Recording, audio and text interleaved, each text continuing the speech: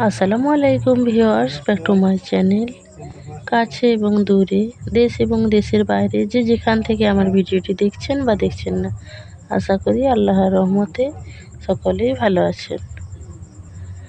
আজকে সকাল থেকে ব্লগটা স্টার্ট করতে পারিনি, শরীরটা প্রচণ্ডই খারাপ। তার জন্য সকালে খাওয়া দাওয়া কমপ্লিট করে নিয়েছি, নিয়ে এখানে রান্নার জন্য সমস্ত সবজি কাটাকুটি তৈরি করে দেব।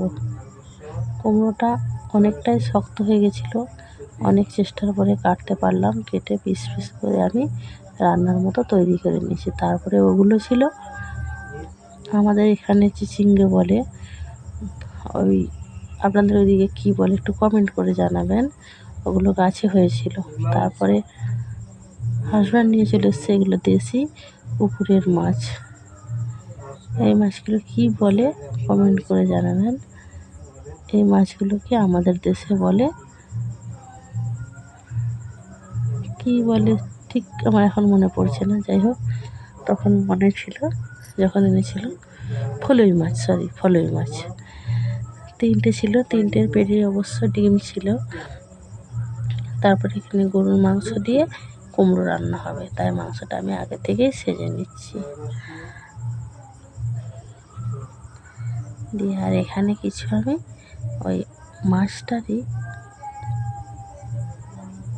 ভুল বললাম, এখানে আমি ভাত রান্না আগেই হয়ে গেছে, তাই মেয়েকে একটা ডিম পোচ করে ভাতটা দিয়ে দিচ্ছি ঘি দিয়ে। আমি খেয়ে নেব সঙ্গে। আমার তো ডিম খাওয়া একটু বারণ বলেছে, তার জন্য আমি একটু ঘি, একটু বেসনের বড়ি তুলেছিলাম, ওগুলো দিয়ে খেয়ে নেব। ওকে একটু ঘি দিলাম, আমি একটু ঘি খেলাম। ঘি দিয়ে ভাত খেতে বেশ ভালো লাগে। তারপরে পেটে যদি সহ্য হয়, গ্যাস ট্যাস না হয়, তাহলেই ভালো।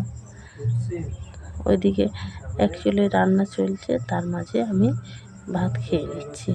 ভাতটা আগে হয়ে গেছিলো। তারপরে এখানে মাংসটা বসিয়ে দিয়ে গেছিলাম, ওটা কষানো চলছে। তারপরে কষানো হয়ে গেলে আমি ওটার সঙ্গে কুমড়ো আর কয়েকটা আলু দিয়েছি। ওটা কুমড়ো আলু দিয়ে কষানো হচ্ছে। আমাদের বাড়িতে কুমড়ো গরুর মাংস দিয়ে খেতে সকলেই ভালোবাসে, কিন্তু আমি তেমন একটা পছন্দ করি। তারপরে এই মাছগুলোকে আমি ফ্রিজের মধ্যে তুলে দিচ্ছি। এই মাছগুলো প্রচণ্ডই কাঁটা, এগুলো বেশিরভাগ সময়ই কোপ্তা করে খাওয়া হয়। আমি তাই আজকে তুলে দিলাম ফ্রিজে। ওই 3 পিস মাথা আছে, মাথাগুলোকে আমি রান্না করে নিচ্ছি। আর মেয়ের জন্য ওই ডিমগুলোর কোপ্তা বানিয়ে দিচ্ছি। মেয়ে মাছের ডিমের কোপ্তা খুব ভালোবাসে, তার জন্য ওকেই সাধারণত দিই, কাউকে না দিয়ে। যদি বেশি হয় তখন সবাইকে দেওয়া হয়। তা বাড়ির সকলেই বলেন যে ওর জন্যই তৈরি করে রেখে দাও। তার জন্য এখানে আমি, বাচ্চা খাবে তো তাই লঙ্কাটা দিলাম না, একটু হলুদ দিয়ে করে দিলাম। ব্লগটা এখানে শেষ করছি। ভালো লাগলে একটা লাইক করবেন। আমার পরিবারে নতুন হলে চ্যানেলটা সাবস্ক্রাইব করতে। পিস করা আছে, ওই মাছের যে চচ্চড়ি তৈরি করবো ওতেই দিয়ে দেবো।